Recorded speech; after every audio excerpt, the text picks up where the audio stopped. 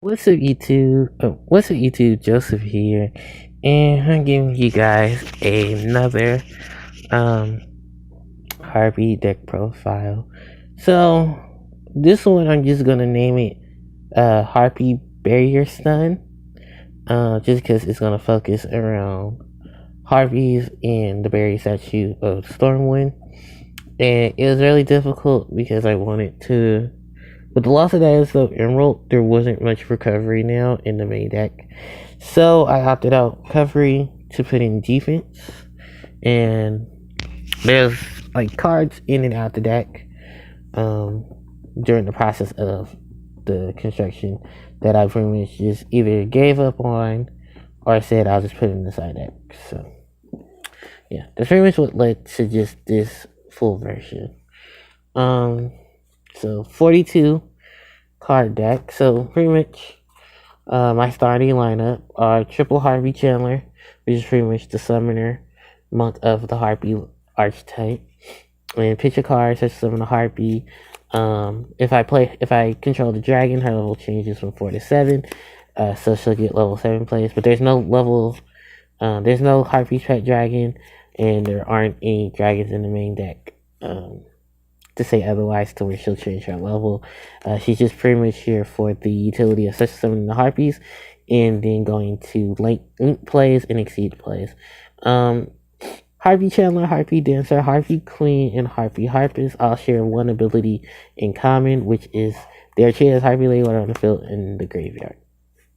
So that allows them to use a large portion of Harpie cards that require specifically Harpie Lady to be on the board or in the graveyard. So that's Harpie Chandler. Harpie Dancer gives an additional normal summon of a wind monster that turn by returning one wind monster you control back to hand. So when with Harpie's Hunting Ground and its effect to pop cells and traps, you can easily replace her for another Harpie. And put another Harpie on the board, and because they'll cheat as Harpie Lady, she can help with that. Good portions of Harpie Dance's other standalones is that she's a 1200 attacker, so she'll get under Bottomless Trap Hole. With Hunting Ground, she'll be 1400. The only thing you'll have to worry about is if Harpie 1 is on the board and they spring a Bottomless, because that way she would lose to that. But other than that, she's a really good standalone.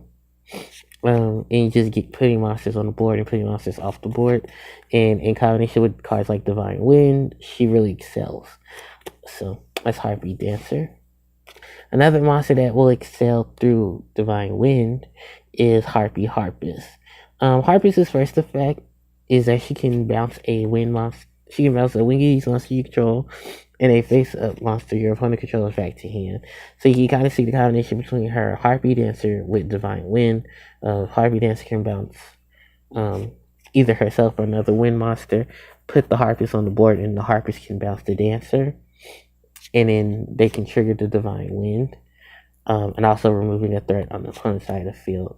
Her third effect, because her first effect is, of course,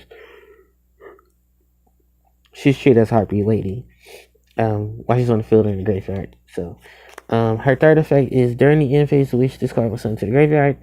You can add a level 4 Winged Beast monster with 15 or less attack from your deck to your hand. So she can add cards like Harpie Chandler or Harpie Dancer to keep those engines going. She can add any Harpie Lady monsters that have 15 or less attack as well. So she really does get a lot of versatility out of that. And if you're running other Winged Beast decks, she'll help there too by getting you some level 4 supply monsters, as long as they have 15 or less attack. And other than that, she has a 1700 base, 19 with Hunting Ground, 20 with Harpie 1, and if Harpie 1 and Divine Wind, that's additional 500, so she's like 22 attack. So some decent stats right there. Next is Harpie Queen. The deck's field spell searcher for Harpie's Hunting Ground. Our 19 beater, and she's pretty much she can really set up Hysteric Party through her own effect. she's just one of those really easy monsters to put on the board just as a beater. And if you power up enough, she can take out stuff on her own. So that's Harpie Queen. And she was the first Harpie monster to have the effect of discard Shield's Harpie Lady while she's on the field in the graveyard. So want to note that. For my Harpie ladies, I'm running 2 Harpie Lady, 1 and a Cyber Harpie. These monsters are always Shield's Harpie Lady while on the field or in the graveyard. These are the monsters that you can special summon off Elegant Egotist and no other, unless you're playing Harpie Sisters. Another thing I want to note is that I am just running essentially the 2 attack boost and the 1 beater. In case I don't get into Harpie Queen, I have Cyber Harpie Lady as my beater, and then she can take out stuff for me. So that's pretty much it. And of course, like I said, these monsters are always Shield's Harpie Lady. So with Queen, Chandler, Dancer, and Harpies, they get around that ruling of 3 of a kind. And not to mention, you'll have good targets for Elegant Egotist. So that's the Harpie ladies. And then of course, the last set of monsters in this deck are the barrier statues of Stormwind. They pretty much lock my opponent out of playing monsters that are not wind. And if they do run stuff like Castell, I can easily deal with them. I don't know too many other wind monsters because Emerald was the only other one that I can think of. But barrier statues pretty much, as long as they're on the field, you can't sell so many monsters that are not wind. And this deck is primarily wind, including most of the extra deck. Unless I try to do some setups, but I'll probably do the setups before the barrier statues come in. This deck, like many other barrier statue decks, try to speed up the process of putting the statue on the board.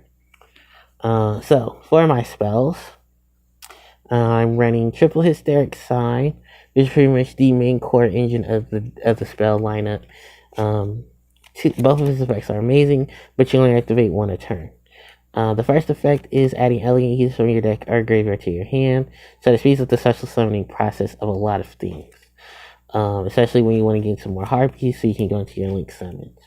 The secondary effect is if this card is sent from hand or field to the graveyard during the end phase in which it was sent, add up to 3 cards with Harpie in its name but are different from each other. So pretty much this is where the search mechanic goes really crazy for Harpies, because you can search for spells. We now have the option to search for trap. And of course, we have the ton of Harpie monsters we can easily search for, like Harpie Queen, Harpie Chandler, Harpie Dancer, Harpist, any of the Harpie ladies. You can search for your field spell. You can search, if you're playing the OCG, you can search for Duster. You can search for Phoenix Formation, Honey Ground, and then of course the one last year's trap, Harpie's Featherstorm. So, really versatile card, and with cards like Honey Ground, you can easily pop it yourself and then get the secondary effect off. So, that's Honey Ground. I'm running triple Harpies. That's Hysteric Sign. Next is Harpies Honey Ground, which I'm running the setup. And that primarily is because dealing with the card's set rotation does become a problem, because you have to find a way to remove the spell without blowing it up. But in retaliation, you can play Harpie's Hunting Grounds and really just get a feel of the game and get, in combination with a certain trap card in this deck, you can easily wipe out back row before it can become a threat. In addition, all your winged beast monsters need to enter attack and defense, which does help tremendously in certain situations. In order to pop spells or traps, the conductor, pretty much you have to summon a Harpie Lady or Harpie Lady Sisters. The conductor of that summon selects a spell or trap on the board, which is mandatory, and you have to destroy it. So you might end up actually having to pop your Honey Ground, but that should never really be the case unless you can, holding another Honey Ground, you're ready to OTK your opponent. With combination of Harpie Dancer, you come out multiple back row, a special summon off a Harpie Chandler, and of course Elegant Egotist into a Harpie Lady or Harpie Lady Sisters. So that's Honey Ground. I had a lot of standout cards here. I have 2 Swallow's Nest, just to swap out a Harpie to put in a beater, or to swap out a monster to put in a barrier statue, so my opponent can't special summon non-wind monsters from the deck. A good offensive defensive type of card when it comes to Winged Beast. especially if you're running multiples of them who share the same level. So you can pop one in, pop one out. So that's Swallow's Nest. For my one-ups, I'm running one Elliot Aegis, primarily because Hysteric Sign can search for it. In addition to that, your only main targets outside of sisters are any monsters who are treated as Harpie Lady. So in many other versions, I would be running one Harpie Sisters, which I did try to fit into this deck, but I wanted to focus on the statues instead, so I cut it out to play the extra statue. I'm running one Regeki. I was going to try to put in Dark Hole, but I didn't want it to be too cloggy itself as well, so monster removal for the side is a Dark Hole in addition to the Regeki. And then the last two cards in spells are Divine Wind and Mist Valley and Terraforming. Terraforming is just here to search for Divine Wind, which is pretty much the only primary target I'm going to be searching for anyway. And Divine Wind, whenever a wind monster I control is returned, the face up is returned to my hand, I can add one. I can just summon a 1 level 4 lower wind monster from my deck. So Dancers and the Chandlers. A Chandler, this card go into a Dancer, activate Dancer, bounce, and go crazy. So that's Divine Wind and that's Terraforming. So for my traps, I'm rocking the triple set of Harpie's Featherstorm. This card is amazing against monsters like Maxi, Effect Veiler, because it shuts them down. In addition to that, let me move this mat up some, is that you can search off of Hysteric Sign, so you can set up your hand to deal with hand traps or deal with monster effects. If you control a winged beast, which pretty much primarily this deck is, you can activate this card effect to negate monster effects. If you control a Harpie monster, you can activate it straight from your hand. So all the benefits. The only thing is, of course, the final effect is that if this card inside a trap zone is destroyed by your opponent's card effect, you can you can add one Harpie's Feather Duster from your deck or graveyard to your hand, which unfortunately the TCG can't execute because we don't have Feather Duster. So yeah, sucks. Triple Hysteric Party. This is pretty much Harpie's OTK card. This is pretty much Harpie's return from a different dimension. Pitch one card from your hand, so somebody's reading Harpie Ladies from your graveyard. I don't know how many times I'm going to say it, but Queen, Chandler, Dancer, Harpist, all count as Harpie Lady, whether on the field in the graveyard. With the rewording on Hunting Ground, because I conducted the summon, using this card, I can only select one spell trap on the field and strike. Which is perfectly fine. Only downside is that it is a trap and that you do have to discard. But Harpies have some targets between Hysteric Party,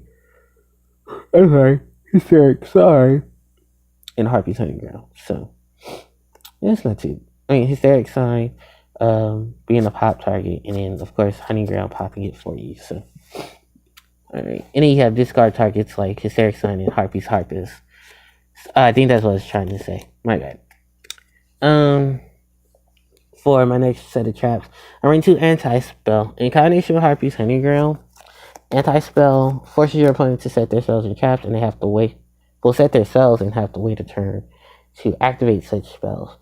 With Harpies, you can easily pop those spells and force them to set a lot of power spells in order to wait to play them, and then you just bring out cards like Swallow's Nest to deal with them. You can swap out a barrier statue for Harpie, so that way the barrier statue can stay in, and then a card like Harpist can get her effect during the end phase. Or if you're trying to dodge a Veiler, if you don't have like a Featherstorm. But I do love Anti-Spell with Harpie's Hunting Ground because of that whole you force them to set, then you pop it with your Harpies, and then they can swing in without having to feel threatened. So that's Anti-Spell. And a lot of one-ups, I'm just running one Stormy Mirror Force to help clear out monsters, one Silent Warning, one Bottomless Trap Hole, and one Torrential Tribute. So I was trying to bump up cards to 3s and 2s, but maybe in a later version. So that's the main deck for the extra. Still 2 Decode Talker. With Harpies, we don't have a generic wind exceed monster yet. I mean, link monster yet. So we're still gonna hope for that. But the whole tactic, like I said, special summon as much as possible so you can get into your Deco Talker, and Deco Talker can help you get into your extra deck. Deco Talker is an awesome card. If a card you control, a card is on the field being targeted, you can send one monster this card is pointing to the graveyard. And my favorite part is he'll gain attack equal to each card that he's pointing to. So not too bad. Really good monster, especially from a structure deck. 2 Harpies pet Phantasmal Dragon, the boss monster of the Harpie archetype. While this card has material, it can attack directly. Your opponent cannot select or target Harpie monsters for attacks or card effects. And during each of your end phases, you detach the material from this card. So it's pretty much a lot for just a little payoff. But if you can go for game, this card is amazing. And with cards like Hysteric Party, it shouldn't be too hard to make it. Because you do need 3 level 4 wind monsters, and that's pretty much what Harpies are. 2 Lightning Chidori, 2 Castel, and 2 Ice Beast Zero Fine. So I can talk about all these at once. Great support for Harpies. Ice Beast Zero Fine, Castel are both winged beasts. Chidori and Castel are wind monsters. Chidori, when it succeeds summon, you can select a set card on your opponent's side of the field, send to the bottom of the deck. So combine that with an anti-spell fragrance, and you're doing wonders. Then, once a turn, he can detach your material from himself. Select one face-up card on your opponent's side of the field, send it to the top of the deck, so you disrupt even more plays. Castel can set a card by detaching material. So, Chidori gets even more use. And then, you can just detach 2 materials, send one face-up card on the field back to the deck. So,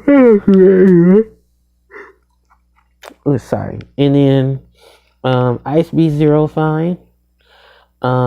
She detaches the material from herself, negates all face-up cards your opponent controls.